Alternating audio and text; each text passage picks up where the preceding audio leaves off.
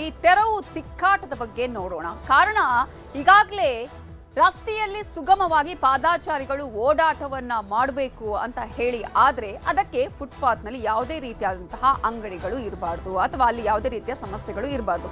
ಆದ್ರೆ ಇಲ್ಲೇ ಅಂಗಡಿಗಳನ್ನ ಇಡುವಂಥದ್ದು ಅಥವಾ ಅಲ್ಲೇ ತಾವು ಅದನ್ನ ಒತ್ತುವರಿ ಮಾಡಿಕೊಳ್ಳುವಂತಹ ಕೆಲಸಗಳು ಆಗ್ತಾ ಇತ್ತು.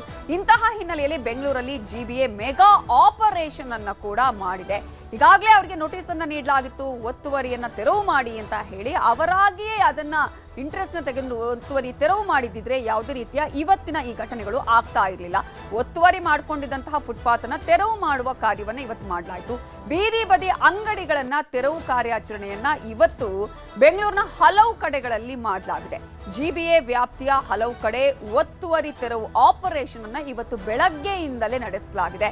ವ್ಯಾಪಾರಿಗಳು ಇದಕ್ಕೆ ವಿರೋಧ ವ್ಯಕ್ತಪಡಿಸಿದ್ರು. ಸಹಜವಾಗಿ ಅದರ ಮಧ್ಯೆಯೂ ಕೂಡ ಕಾರ್ಯಾಚರಣೆಯನ್ನ ನಡೆಸಲಾಗಿದೆ. ಇವತ್ತು ಯಾವುದೇ ಕಾರಣಕ್ಕೂ ಇಲ್ಲಿ ಫುಟ್ಪಾತ್ ಅನ್ನ ಒತ್ತುವರಿ ಮಾಡ್ಕೊಳ್ಬಾರ್ದು ಅನ್ನುವಂತಹ ಸೂಚನೆಯನ್ನ ನೀಡಲಾಗಿದೆ. ಅದರಲ್ಲಿ ಮೆಜೆಸ್ಟಿಕ್ ಆಗಿರ್ಬೋದು, ಜಯನಗರ ಆಗಿರ್ಬೋದು, ಶಿವಾಜಿನಗರ, ಮಾರತಹಳ್ಳಿ, ಯಲಹಂಕ ಸೇರಿದಂತೆ ಹಲವು ಕಡೆ ಕಾರ್ಯಾಚರಣೆಯನ್ನ ನಡೆಸಲಾಗಿದೆ. ಹಲವು ಕಡೆಗಳಲ್ಲಿ ಹೈ ಡ್ರಾಮಾಗಳು ನಡೆದಿದೆ.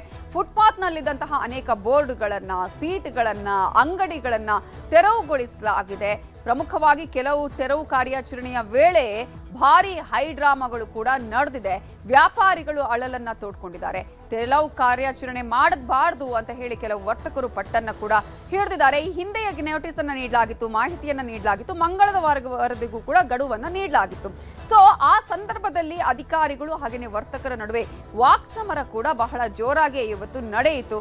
ಎಲ್ಲರನ್ನ ಸಮಾಧಾನ ಮಾಡೋದಕ್ಕಂತೂ ಸಾಧ್ಯ ಆಗಲ್ಲ. ಕೆಲವು ಕಡೆ ದಂಡ ಹಾಕಿದ ಘಟನೆ ಕೂಡ ನಡೆದಿದೆ. ಅದರಲ್ಲೂ ಕೂಡ ಕತ್ರಿಗುಪ್ಪೆಯಲ್ಲಿದ್ದಂತಹ ಒಂದು ಅಂಗಡಿಯ ಮಾಲೀಕರಿಗೆ 10,000 ರೂಪಾಯಿ ದಂಡವನ್ನ ಕೂಡ ವಿಧಿಸಲಾಗಿದೆ. ಫುಟ್ಪಾತ್ ಅಲ್ಲಿ ಅವರು ಯಾವುದೇ ರೀತಿಯ ಪರ್ಮಿಷನ್ ತೆಗೆದುಕೊಳ್ಳದೆ ಅಲ್ಲೇ ಅಂಗಡಿಯನ್ನ ಹಾಕಿದ್ರು ಅನ್ನುವಂತಹ ಹಿನ್ನೆಲೆಯಲ್ಲಿ ಈಗಾಗಲೇ ಒಂದು ಸೂಚನೆಯನ್ನ ಕೂಡ ನೀಡಲಾಗಿದೆ. ಯಾರು ಈ ರೀತಿಯಾಗಿ ಮಾಡಬಾರದು, ಪಾದಚಾರಿಗಳು ಸುಗಮವಾಗಿ ಓಡಾಡೋದಕ್ಕೆ ಅವಕಾಶ ಕೊಡಬೇಕು. ರಸ್ತೆಯಲ್ಲಿ ಓಡಾಡ್ತಾ ಇದ್ದಾರೆ, ಆಕ್ಸಿಡೆಂಟ್ಗಳು ಆಗುತ್ತೆ ಅನ್ನುವಂತಹ ಹಿನ್ನೆಲೆಯಲ್ಲಿ ಈ ವಿಚಾರದಲ್ಲಿ ಜನಸಾಮಾನ್ಯರು ಏನ್ ಹೇಳಿದ್ದಾರೆ ಅನ್ನೋದನ್ನ ನೋಡೋಣ. 1.5 ಕೋಟಿ ಆಸ್ತಿ ಫುಟ್ಪಾತ್ ಆಸ್ತಿ ಅಂದ್ಮೇಲೆ ಇದು ನಾವ್ಯಾರು? ನಾವು ಫುಟ್ಪಾತ್ ಅಲ್ವಾ? ನಾವು ಜನರಲ್ವಾ? ನಮಗೆ ಹಕ್ಕಿಲ್ವಾ ಹೇಳಿ? ಇಲ್ಲ, ನಮಗೆ ಸೌಲಭ್ಯ ಮಾಡ್ಕೊಡಿ. ಸೌಲಭ್ಯ ಮಾಡಿಕೊಟ್ಬಿಟ್ಟು ನೀವು ಎತ್ತಕ್ಕೆ ಹೇಳಿ, ನಾವು ಎತ್ತೀವಿ. ಇಲ್ಲಾಂದ್ರೆ ನಾವ್ ಏನ್ ಮಾಡ್ಬೇಕು? ಇಲ್ಲ ನಾವು ಸೀಮೆಲ್ ಹಾಕೊಂಡು ಸಾಯ್ಬೇಕಾ? ನನ್ನ ಹೆಂಡತಿ ಮಕ್ಕಳಿಗೆಲ್ಲ ಸಾಯಿಸ್ಬೇಕಾ ಹೇಳಿ? ಸರಿ, ನಾವು 40 ವರ್ಷದ ಕಾಂಗ್ರೆಸ್ ಅಲ್ಲಿ ಇದ್ದು ನಮ್ಗೇನ್ ಪ್ರಯೋಜನ? ನೀವೇ ಮಾತಾಡಿ, ನೀವು ಆನ್ಸರ್ ನೀವು ಕೊಡಬೇಕು. ಕೆಲಸ ಮಾಡಿದ್ದೀವಿ, ನಮ್ ಸರ್ಕಾರ ಈ ತರ ಮಾಡಿದ್ರು ಅಲ್ಲ ಮೇಡಮ್, ಈ ತರ ಮಾಡ್ತವ್ರೆ. ಯುಪಿಯಲ್ಲಿ ಕರ್ನಾಟಕದಲ್ಲಿ ಏನ್ ವ್ಯತ್ಯಾಸ ಆಯ್ತು ಮೇಡಮ್? ಫೀಸ್ಗೋಸ್ಕರ ಸಾಲ ಮಾಡಿದೀವಿ ಮೇಡಮ್. ನಾವೆಲ್ಲ ಹೋಗೋಣ? ಮಕ್ಕಳಿಗೋಸ್ಕರ ಸ್ಕೂಲ್ಗೋಸ್ಕರ ಸಾಲ ಮಾಡಿದೀವಿ. ಎಲ್ಲಿಂದ ಕಟ್ಟ? ಟ್ಯೂಷನ್ಗೋಸ್ಕರ ಎಲ್ಲಿ ಕಟ್ಟಣ? ಈಗ ಇದು ಗವರ್ಮೆಂಟ್ ತಾನೆ ಟ್ರಾನ್ಸ್ಫಾರ್ಮ್, ಅದೇ ಎತ್ತಿ. ಅದು ಫುಟ್ಪಾತ್ ತಾನೆ. ಸ್ಕೈವೇ ಎಲ್ಲಿ ಕಟ್ಟಿದ್ರ? ಫುಟ್ಪಾತ್ ಮೇಲೆ ಕಟ್ಟಿದ್ರ? ಸ್ಕೈವೇನೆ ಎತ್ತಿ. ಬಾರ್ ಎಲ್ಲ ಐತೆ ಅಲ್ಲಿ? ಬಾರ್ ಪರ್ಮಿಷನ್ ಇದೆಯಾ? ಲೈಸೆನ್ಸ್ ಯಾರು ಕೊಟ್ಟಿದ್ದು? ಮೂಲೆಯಲ್ಲಿ ಸಿಗ್ನಲ್ ಮೂಲೆಯಲ್ಲಿ ಬಾರ್ಗೆ ಹೆಂಗ್ ಪರ್ಮಿಷನ್ ಕೊಟ್ಟೆ? ಅದನ್ನ ಎತ್ಸಿ.